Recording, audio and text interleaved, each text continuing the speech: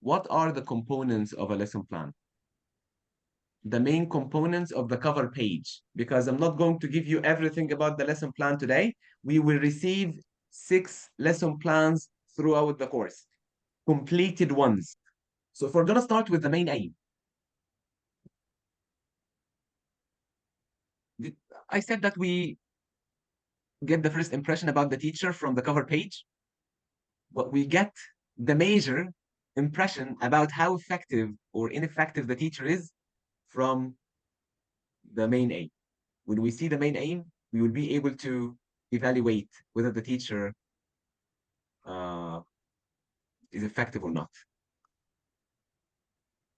So the most important element of any plan is the part where you say what your aims are. So the main aim and the sub aim are written in a very specific way based on CELTA. We have two perspectives for writing main aims in on CELTA. So we have 3 parts in each aim, 3 important elements. The first one is called the introductory phrase. You introduce your target. The second element is your target. The third element is the topic of the day. We call it context. So the word context is a fancy CELTA word that means topic. And there is a big difference between the word context and the word target language.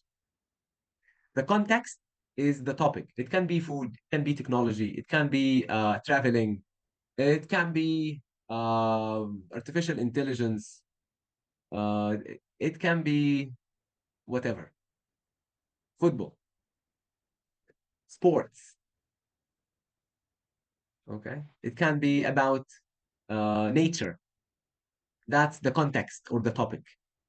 The target language can be grammar, vocabulary, functional language like apologizing, inviting, or pronunciation. Usually one of the three: vocabulary, grammar, or functional language.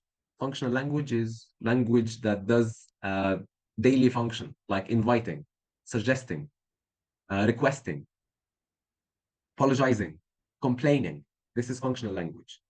Language that does a certain function. Okay?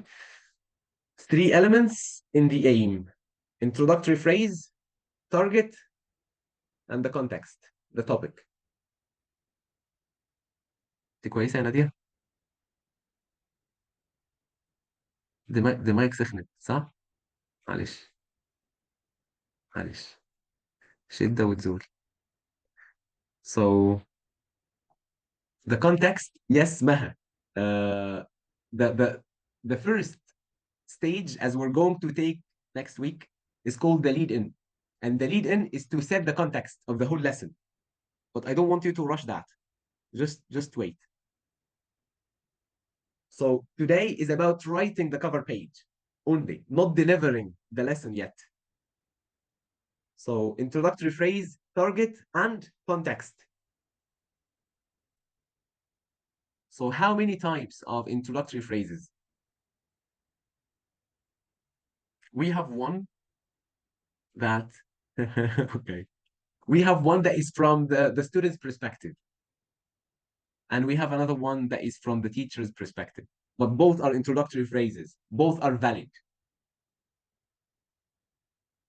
So from the student's perspective, the introductory phrase tells the assessor what the students are going to achieve or what they're going to get from the lesson. So by the end of the lesson, the students will be better able to blah, blah, blah, blah, in the context of blah, blah, blah. Okay? From the teacher's perspective, it's to provide the students with both are correct. Some tutors prefer the one from the student's perspective. It shows more caring about the students. If you say, I'll provide the students with clarification of meaning, pronunciation, and form, the present simple tense in the context of daily routine, I'll provide them with this. Will they learn? Will not? I don't really care that much.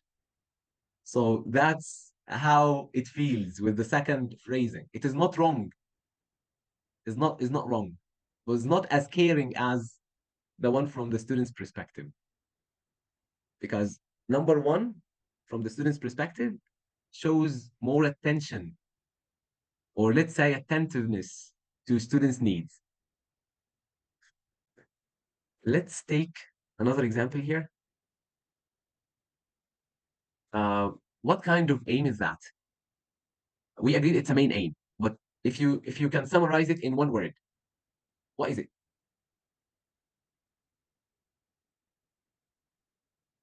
One word for aim number 3. Is it reading or vocabulary?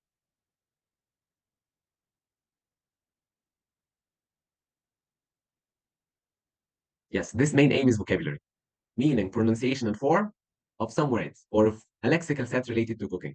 Okay. What about number 4?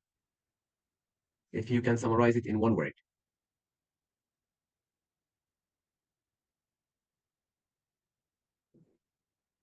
Excellent, excellent. Reading. Do we have the 3 components or the 3 elements in both of them?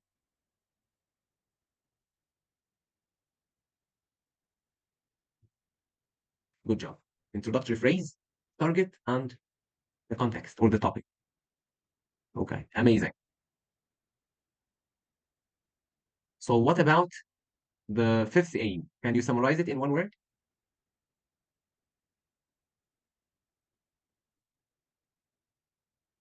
Absolutely. Yes.